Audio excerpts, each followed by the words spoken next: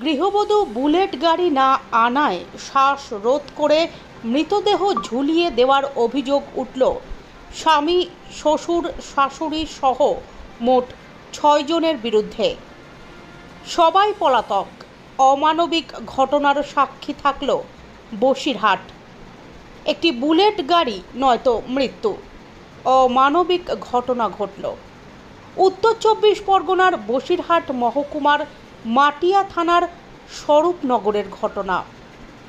গত ৮ মাস আগে হাসনাবাদ থানার বরুণাটে রামেশ্বরপুর গ্রাম পঞ্চায়েতের কালুতলা গ্রামের বছর ২৪-এর তুহিনা পারভিনের সঙ্গে বিয়ে হয় স্বরূপনগরের বছর ২৭-এর সাব্বির আহমেদ মণ্ডলের। মুসলিম শরিয়ত মেনে রেজিস্ট্রি করে বিয়ে হয় তাদের। তারপর থেকেই বিভিন্ন সময় পণের দাবিতে কখনো মোটা অর্থ, আবার কখনো আসবাবপত্র চাহিদা বাড়তে শুরু করে। এমনটাই অভিযোগ স্বামী, শ্বশুর, শাশুড়ি সহ পরিবারের লোকজনের বিরুদ্ধে।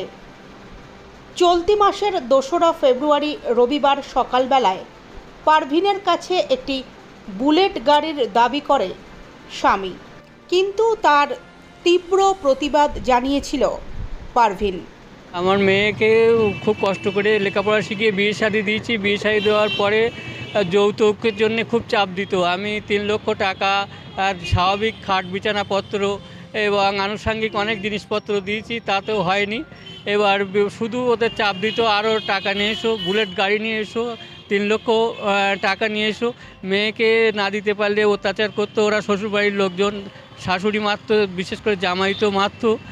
আর এছাড়া আমাকে বললো যে আবার কী করে জোগাড় করো। আমি বললাম আমি চাষবাস করি, চাষি মানুষ, কী করে আমি এটা জোগাড় করব, ধৈর্য ধর, তবু আমি দেখছি। হ্যাঁ, কিন্তু হঠাৎ করে সে সময় দিল না। হঠাৎ করে এই গত পরশু দিনই মানে সংবাদ এলো যে তোমার মেয়েকে হচ্ছে মারা গেছে, সুইসাইড এরকম কথা বলছিল। কিন্তু পরে দেখলাম যে না, ওরা হচ্ছে তাকে মেরে ধরে গলায় দড়ি দিয়ে টানিয়ে দিয়েছে। আমি চাষবাস করি, চাষি মানুষ। হ্যাঁ, এইসব খুব কষ্ট করি। হ্যাঁ, খুব কষ্ট করি। তার উপর সেরকম লেখাপড়া শিখেছি, এই টাকা দিয়েছি, বিয়ে খরচ ঋণ দেনা করে করেছি। তা সত্ত্বেও আমি চাই এই ব্যক্তির কঠোর শাস্তি হোক। আমি ফাঁসি দাবি চাই যে আমি তো আর পাবো না আমার সন্তান, কিন্তু তাই এরকম যেন আর কোনো ঘরে যেন এরকম ঘটনা না ঘটে। যেহেতু এরা একজন শিক্ষিত ব্যক্তি, এরা উকিল ব্যক্তি মানুষ, বসিরহাট কোর্টে প্র্যাকটিস করে। ওনার বাবা শাহাবুদ্দিন উকিল একজন। হ্যাঁ, উনিও ল ক্লার্কের সদস্য, উনিও উকিল প্র্যাকটিস করে। আমার নাম খলিলুর রহমান গাজী।